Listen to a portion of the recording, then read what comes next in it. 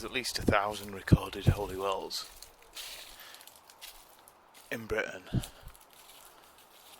At one point, every town would have had one, at least nearby. And you can see why they're magical and seen as holy to so many people. It's a rare source of clean water, and it would have been for thousands of years, since the glaciers first receded and left the shapes of the mountains in the wake. There was these points in the hill where all the water filtered through and flowed out. You didn't have to worry about the reliability of it, because these springs often always flowed. Winter, summer, drought. A lot of these we still have with us. Even around where I live, there's one at Chadkirk, the St Chad's Well. There's War's Well, where a poet near Rawtenstall used to sit and write his poems. And you do really feel something a bit magical when you sit there and take them in and drink the water.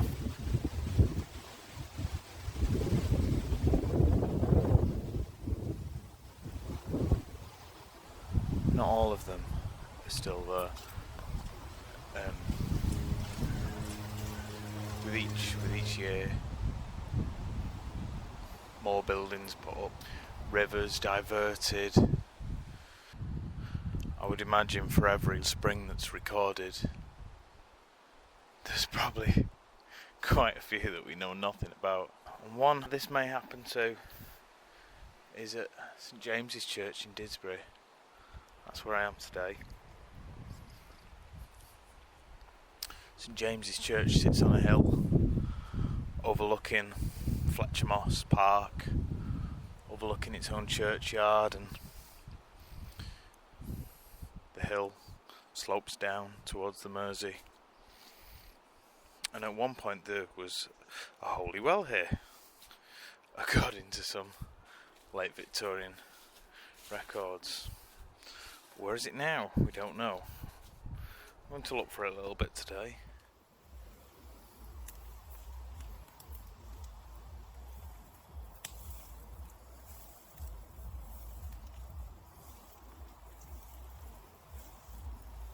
There's a brilliant article I read that led me to St James's, and it has two entries from the local historian, Fletcher Moss, Mr Fletcher Moss, who the nearby park was named after, and he's got two little bits of writing about it. And in the earlier passage from 1891, you can see a little bit of early cynicism, but it's great insight into how the well was used. He says how the locals didn't bother with doctors and holidays, but some old fella has been regularly swearing by going to the well for all his water he needs, and now this has gone on for hundreds and thousands of years. It doesn't matter to them that the churchyard is the source of the water, that the water's flowing through the bones of their ancestors, but just like the water gave health to the forefathers, it gives health to them. In a slightly later article from 1898, the same historian, Fletcher Moss, wonders whether the well was the whole reason that the Saxons settled in Didsbury all those years ago. And he looks to the kind of current and historical uses of the well, and worries and maybe prophesies its future a little bit. He talks about the young ladies coming to the well to bathe their eyes and faces, saying it was good for sore eyes, and how in the spring the well is nearly choked with wildflowers, people put things, offerings in there. The water bubbles up in the roadway on the hillside. He says now, the flow of it is lessened by drains or sewers and is now taken down in pipes. The lane is enclosed with brick walls and all the romance is gone, but in the longest drought or the severest frost the water from the holy well has never failed. And though it may come from the churchyard, we and many others drink no other. And I think he's a bit of a convert to the Holy Springs, a bit like me. Despite the nearby kind of improvements and painting work, the garden is, I'd say, a nice level of unkempt, and there's a cracked stone here. I don't know the story, but it's an interesting phrase that's on it. The stone, which the builders rejected as worthless, turned out to be the most important of all. Which I presume from this is one of the Psalms.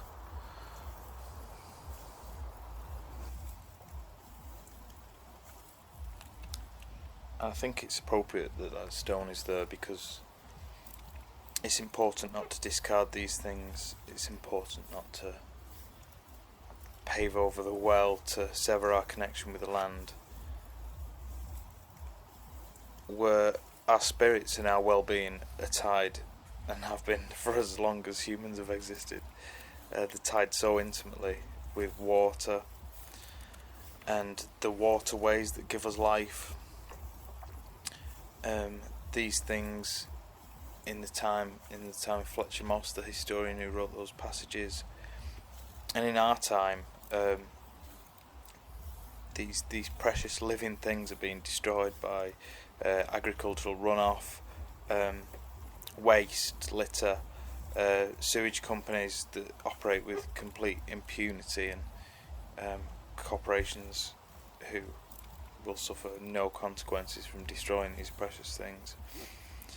It's important to treat these living things with love and respect.